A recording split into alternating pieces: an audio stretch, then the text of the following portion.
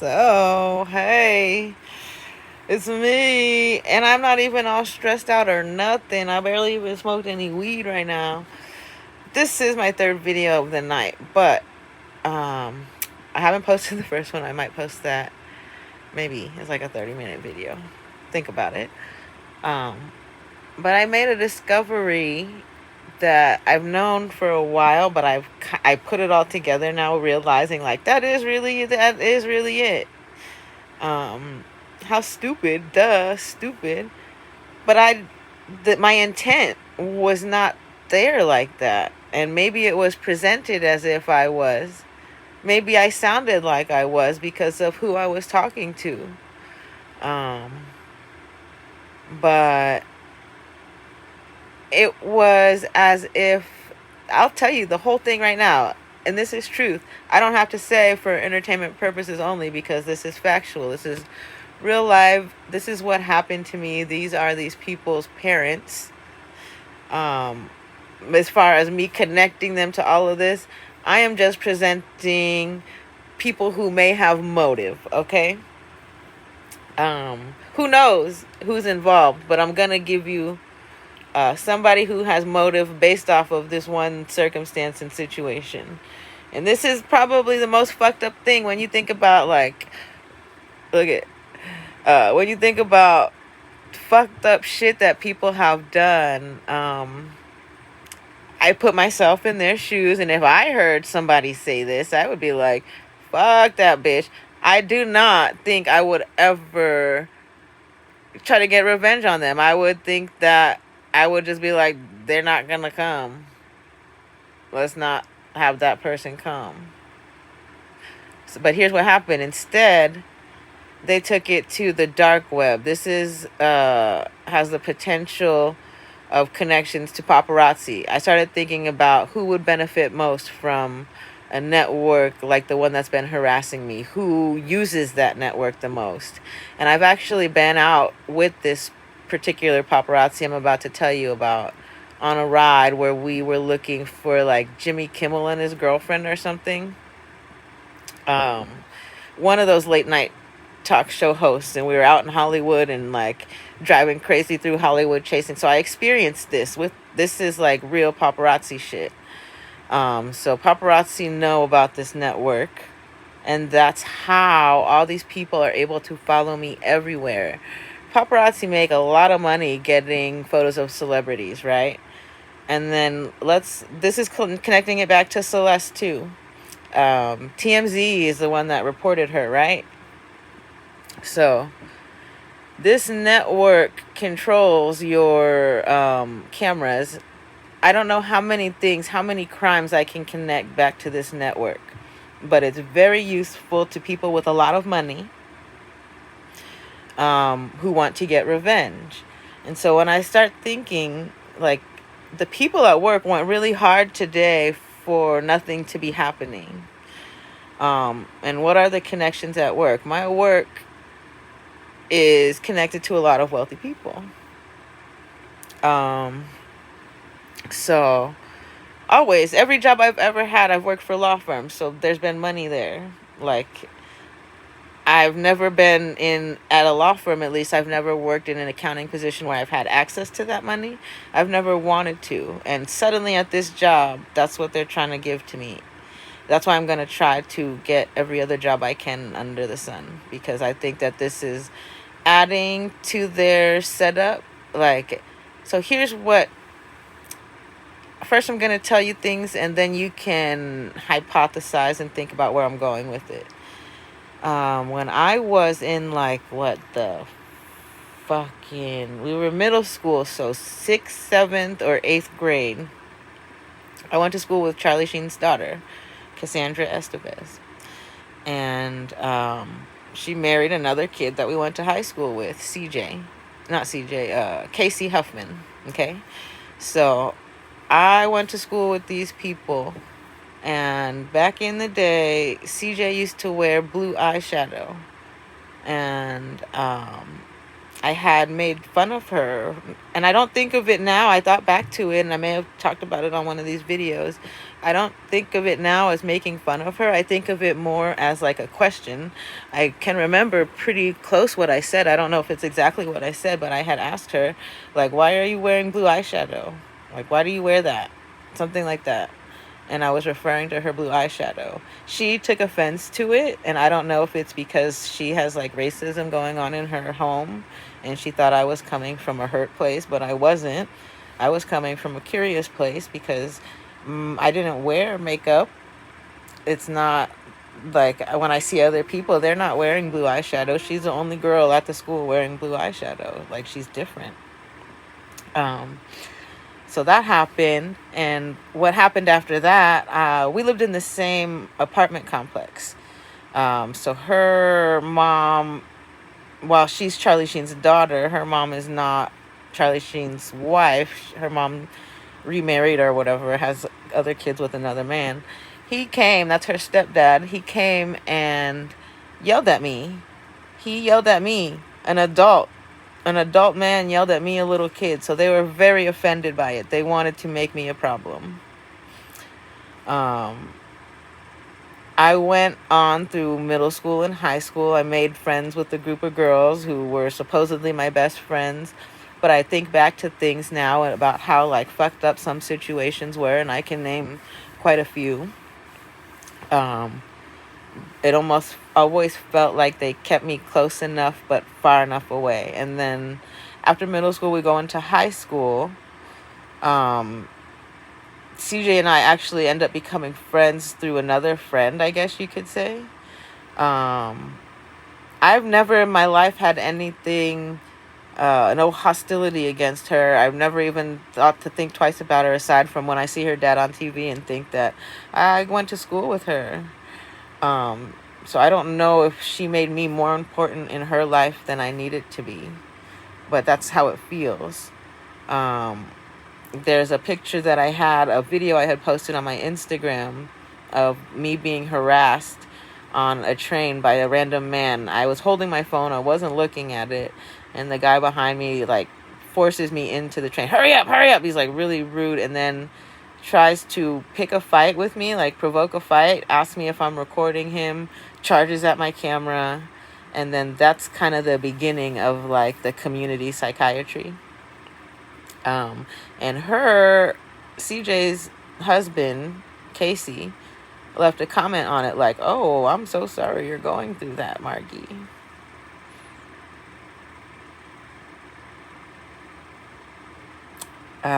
Here's the next part.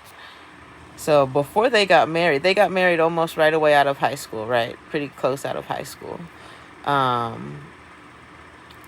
They got married, and I had told this paparazzi kid that I knew that he could be my date. I'm gonna go to CJ's wedding, Charlie Sheen's daughter's wedding. Do you want to be my date?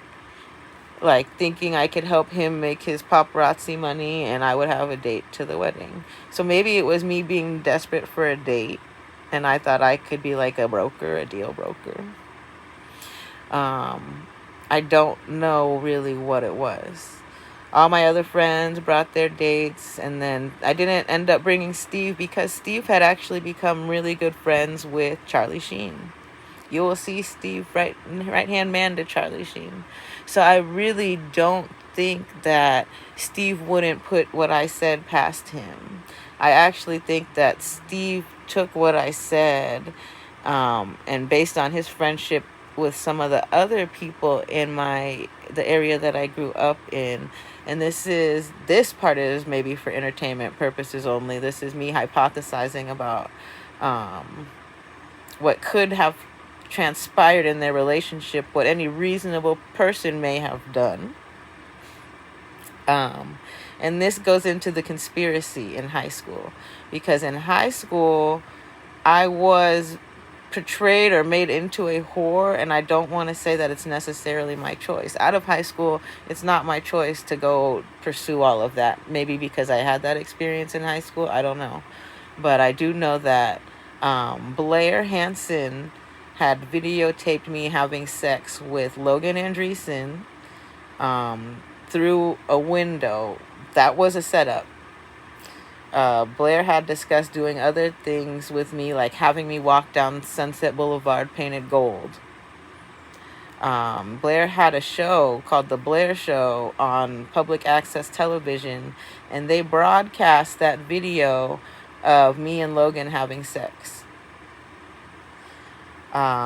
This is a conspiracy beyond belief, and I have connected it finally back to what I believe to be people who have motive, have had access, have had a network of people to do it. They know of ways to cover it up. It does connect it back to work with my sister, Matthew D'Amatos. It connects it back to my sister used to work for 24/7 Tech with Matthew D'Amatos' brother, Marcos D'Amatos. So I don't know what transactions transpired, but there goes my pins. These are my pins and my connections on this conspiracy. So all these things in my life, even like the getting kicked out of my sister, having to move back in with my sister, and then getting kicked out of her house, has all been part of this group trying to break me down and turn me into a piece of whatever. So not only do I want to hypothesize, for entertainment purposes only, that this could be related to, maybe I should change their names. I don't know how this works. There's the parts of it that I'm telling you that are the truth, and then there is and I don't want to get in trouble for slander or defamation, so I always have to say that these people are innocent until proven guilty, but here's what these people were doing during my time in high school.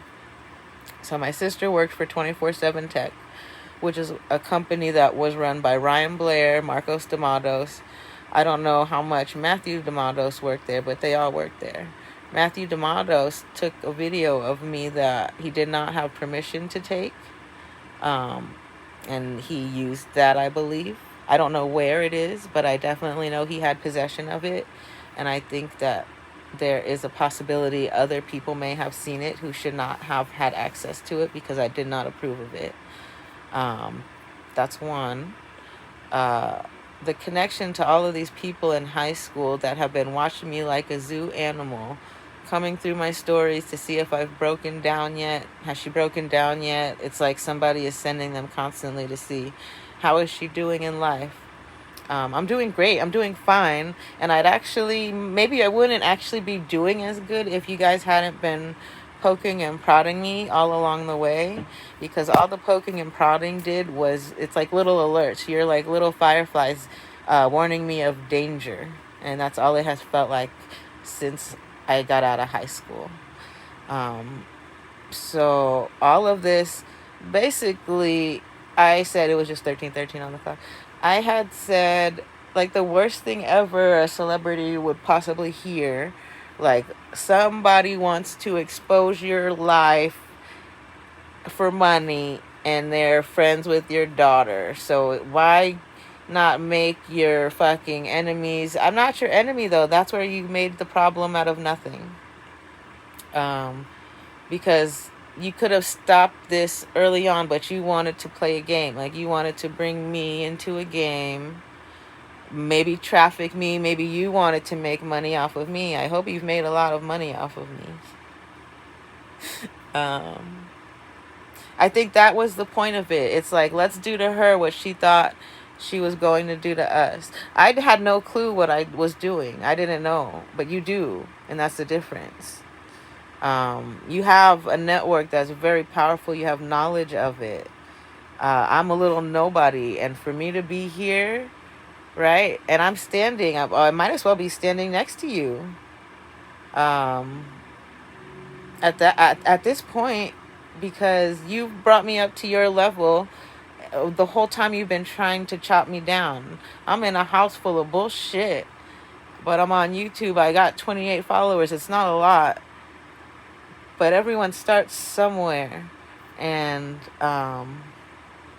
I've known the whole time there's been no reason for this, and you've managed, whoever it is that I'm talking to, whoever is responsible for this, you've managed to have enough power to convince all of what it seems like is America that I'm a bad person, but I'm not. I can prove it at work. I can prove it on the street. I can prove it inside my apartment every time you guys force your entry into here.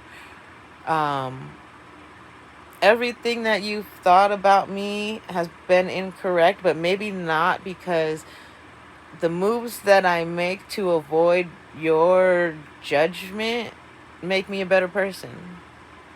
Because I'm honest. I'm not trying to hide things. I'd rather deal with honesty, which I think a lot of people cannot handle, than hide anything. I can tell you anything about me. I can tell you anything I've done.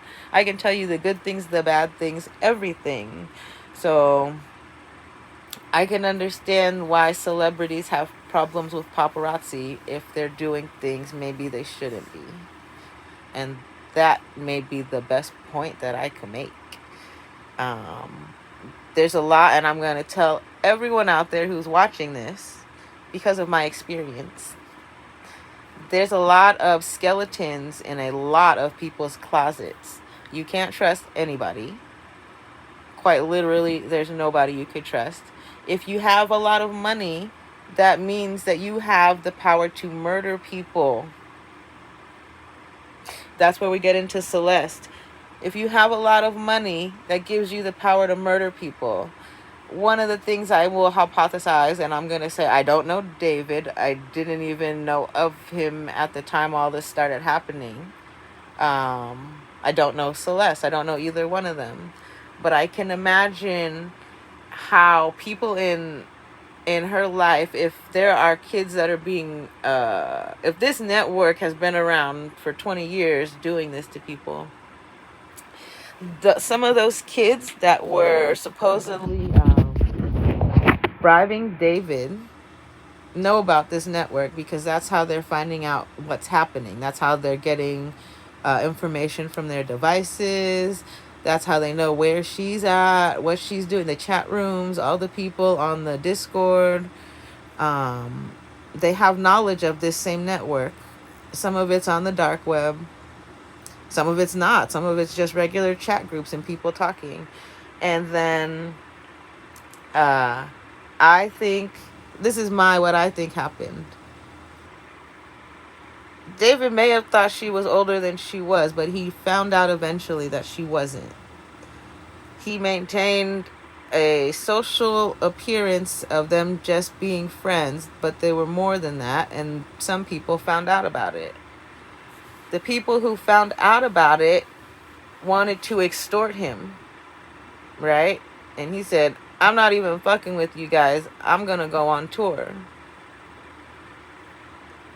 This network wants money so bad that they actually went and murdered her, put her in his car, and just based off of all the fucking stories that they're posting on the YouTube about it, all the bullshit, all the non-reliable sources of this story, I wonder how many of those people are actually making money off of this.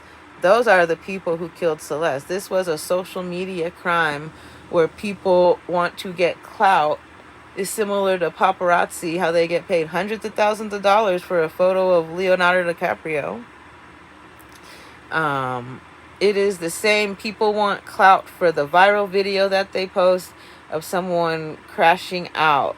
And I'm not a celebrity, but I've been put under the same fucking microscope that celebrities have been. And then I see like the shit that they posted about Britney Spears, which is why I played her all week.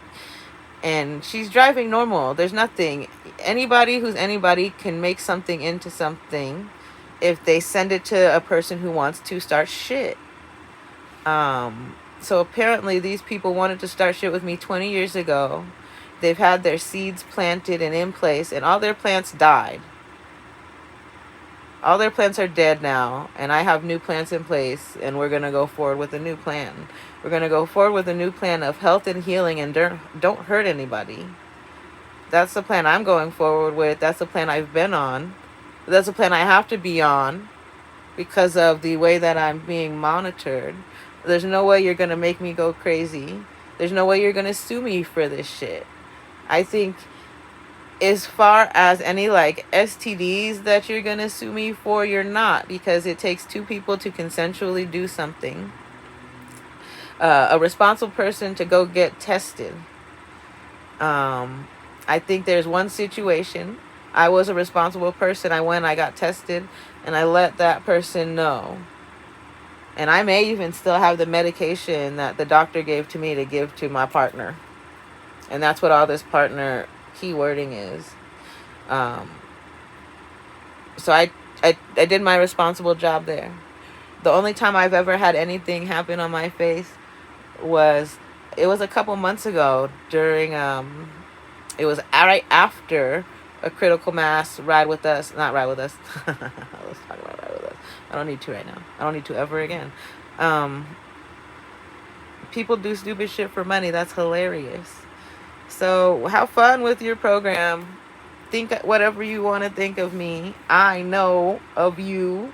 I know of your greed and your thirst for money. It screams loud. I don't know if people, like, it's funny, maybe it's idiotic for me to talk about designer, but I don't try to wear designer. I used to. And that's around the same time when I was trying to invite paparazzi to celebrities' kids' weddings. So I used to order designer on eBay, right? I was a fraud back then. My whole life was fake because of where I grew up. The simple fact that my mom put me into, like, that neighborhood put me into your reaches. Because if I had grown up in Hollywood, I would have been a Hollywood kid. Maybe I would have been a drug addict. Maybe I would have been a good kid. Who knows? But that's a life for me to make. But this is something I want to say as far as people who have kids and their kids have friends. Pay attention to your kids' friends. This screams so loudly that my mom paid zero attention to the kids I was friends with, because if she did, she would have seen that they are setting me up for murder. Because getting drunk, so drunk, the first time I ever get drunk that I end up in someone's garage in a sleeping bag, when I was supposed to have two people spending the night at my house. My intention was to make it back home. I know my mom's going to beat my ass. So I don't know how I went from, we're just going to go and sneak out, to now you want to think that I'm the bad influence because your kids would never do that. No, your kids are hazing. Your kids were hazing me, so they said they're going to sleep at my house. They would never do that if they slept at Sarah's house. They would never do that if they slept at Brittany's house. So your kids have been hazing me since middle school, elementary school even. And that's what it is. That's really what it is. Oak Park, count your fucking days. And if you're a black kid, black family in Oak Park, be careful. I would be careful out there. Oh, man. It feels so good. It feels so good. It feels so good. And I'm going to say this. It feels so good to profile people. And I know I wrote about it. I don't know. Probably made a video about it. I made a video about all kinds of shit. I had decided that the new word I'm going to use for larger people is BB. BB, big body. I don't know if it offends you. It's not meant to offend you. It's meant to be more polite than fat, because I don't want to call polite people, good-hearted, kind people, fat. I don't want to call you that. Fat, I reserve the word fat for assholes that are overweight, that are gang stalker-ish. So, fat for me means more than unhealthy. Fat for me is... So I don't want to call people fat anymore. I want to reserve it. I might call a skinny person fat because they're doing gang stalker shit. So let's change the way we use the word fat. It's no longer applied to weight. It's applied to an attitude about life. Right? It's not weight. BB is beautiful, big and beautiful, big and fucking bold, big and brave, big and fucking...